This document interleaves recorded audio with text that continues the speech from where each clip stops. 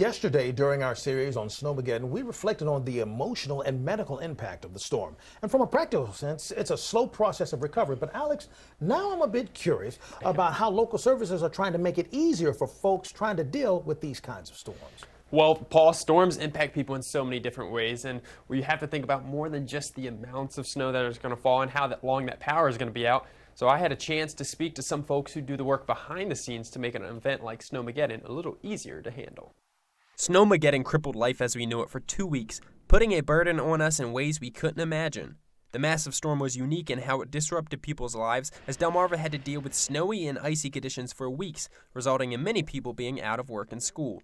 Some companies and workers continued working through the storms, like emergency personnel, members of the healthcare industry, and members of public works departments. They were in charge of making sure people were safe and could get back to normal life as quickly as possible.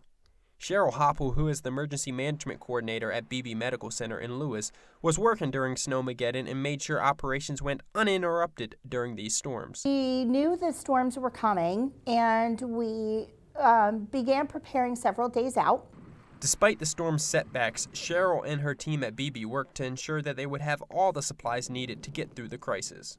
We did have several days, actually 7, that we did not get any deliveries at all. So no medicine, no food, no fuel, no anything, and we did quite well.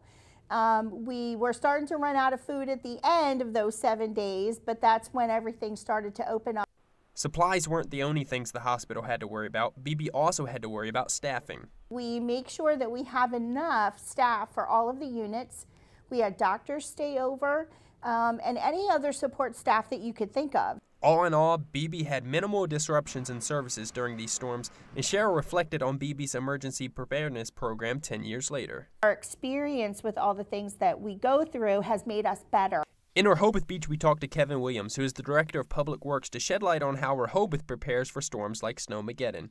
While Kevin did not work in Rehoboth Beach at that time, he did have this to say about how Rehoboth Beach prepares for future winter weather events. Well, what we do to get prepared for it is late in the fall, early winter, we'll start getting all of our supplies in, whether it's salt, we get the snow plows mounted on all the vehicles, and we just do all the preparedness things that we can to be ready in case there is a snowstorm. The Public Works Department is in charge of plowing all the roads in the city. We have a lot of truck-mounted plows, not the big ones like you see, the state has, that DelDOT would have, but a lot of the smaller on pickup trucks and that kind of thing that we can use to maneuver within the city limits. Even with these smaller plows, the city of Rehoboth Beach has had problems in the past due to cars being parked where plows need to go.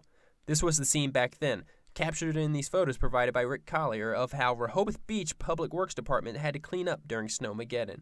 Since then, Rehoboth Beach has made some changes to snow emergency routes to better prepare for storms. One thing we did last year, which I think is a good preparedness action, was we got an ordinance passed to designate Rehoboth Avenue and 1st Street going out towards Surf as a snow emergency route.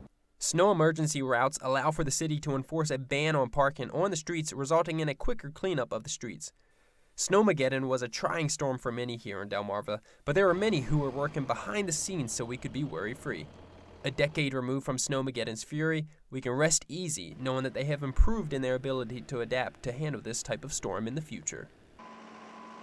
Well, snowstorms like Snowmageddon can knock us down for days, but it's great hearing about the people who are there to help pick everything back up. And tomorrow we'll be taking a look at meteorologists who work behind the scenes at the National Weather Service and how they've actually changed the way that we forecast winter weather since Snowmageddon's impact in the region.